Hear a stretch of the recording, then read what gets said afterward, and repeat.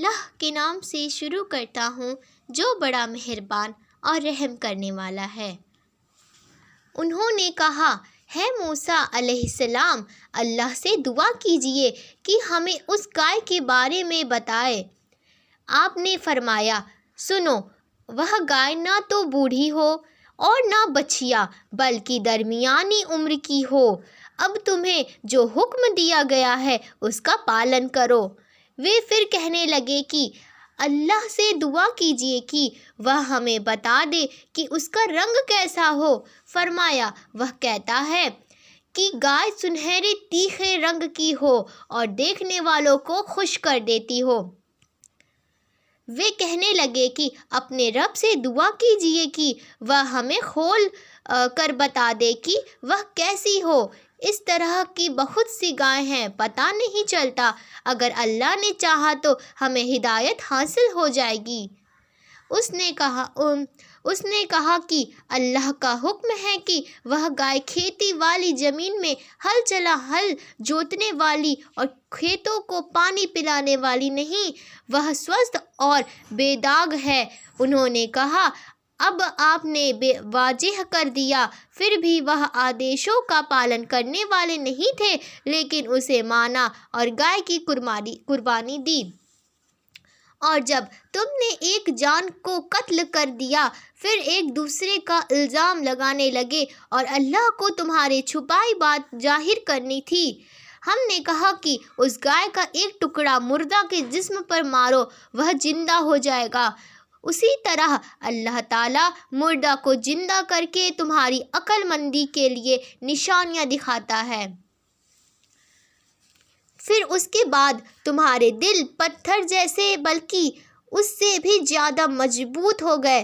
کچھ پتھروں سے تو نہریں بہہ سکتی ہیں تتھا کچھ پھٹ جاتے ہیں اور ان سے پانی نکلتا ہے، اور کچھ اللہ تعالیٰ کے ڈر سے گر پڑتے ہیں، اور تم اللہ تعالیٰ کو اپنے عمل سے انجان نہ جانو۔ ہے مسلمانوں، کیا تم چاہتے ہو کہ وہ یہودی تمہارا یقین کر لے، جبکہ ان میں ایسے بھی جو اللہ کا کلام سنتے ہیں، پھر اسے سمجھنے کے بعد اسے پھیر بدل کر دیتے ہیں، اور ایسا وہ جان کر کرتے ہیں۔ اور جب ایمان والوں سے ملتے ہیں تو اپنی ایمانداری ظاہر کرتے ہیں، اور جب آپس میں ملتے ہیں تو کہتے ہیں کہ مسلمانوں تک کیوں وہ باتیں پہنچاتے ہو جو اللہ نے تمہیں سکھائی ہے۔ وہ جانتے نہیں کہ یہ تو اللہ کے سامنے تم پر ان کا ثبوت ہو جائے گا۔ کیا یہ نہیں جانتے کہ اللہ تعالیٰ ان کی چھپی اور ظاہر سبھی باتیں جانتا ہے، اور ان میں سے کچھ ان پڑھ ایسے بھی ہیں جو امیدوں کے سوائے کتاب نہیں جانتے اور صرف اٹکل کرتے ہیں۔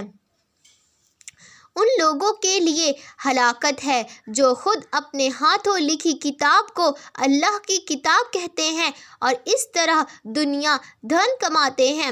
اپنے ہاتھوں لکھنے کی وجہ سے ان کی بربادی ہے اور اپنی اس کمائی کی وجہ سے ان کا وناش ہے۔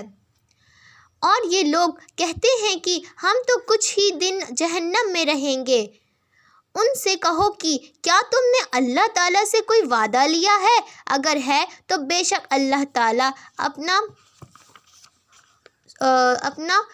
رسوا کرنے والا عذاب ہے۔ اور جب ان سے کہا گیا کہ اس پر ایمان لاؤ جسے اللہ نے اتارا ہے، تو انہوں نے کہہ دیا کہ جو ہم پر تورات نازل ہوئی اس پر ہمارا ایمان ہے، اور وہ اس کے سوائے پاک قرآن کا انکار کرتے ہیں جبکہ وہ سچ ہے۔ ان کے پاس دھرم گرنتھ کی تصدیق کر رہا ہے۔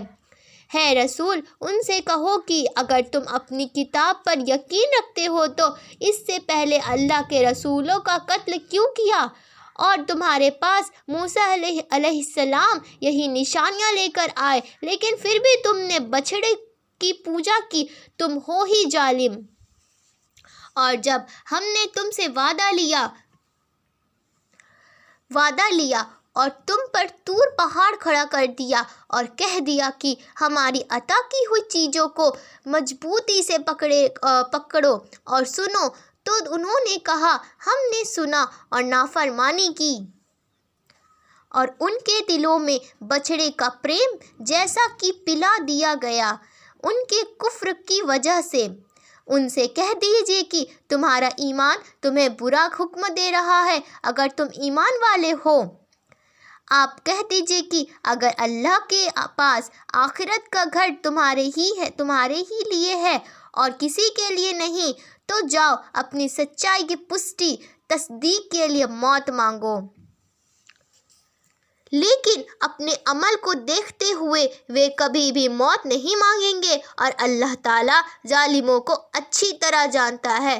بلکہ سب سے زیادہ دنیا کی زندگی کو پیار کرنے والا اے نبی، آپ انہی کو پائیں گے یہ زندگی کے لالچ میں مشرکوں مورتی پوجکوں سے بھی زیادہ ہے۔